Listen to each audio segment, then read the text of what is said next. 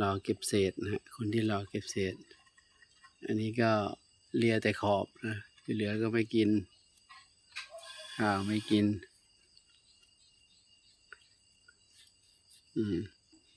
ลีลาแล้วเริ่มแล้วอิ่มด้วยก็ไม่รู้ก็2 กระบวยอ่ะอันนี้จนท้องป่องแล้วเนี่ยดูออกข้างแล้ว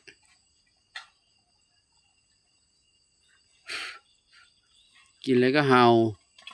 ทำกลางคืนจากหลับจากนอนเห่าอะไรก็ไม่รู้ไม่ต้องหงไม่ต้องแห้งยังเห่าเลยลุกเร็วกิน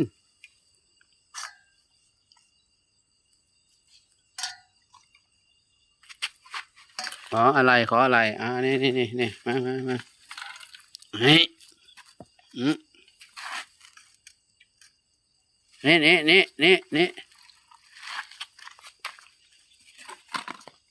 นะโอ้พวกนี้เติมอะไรให้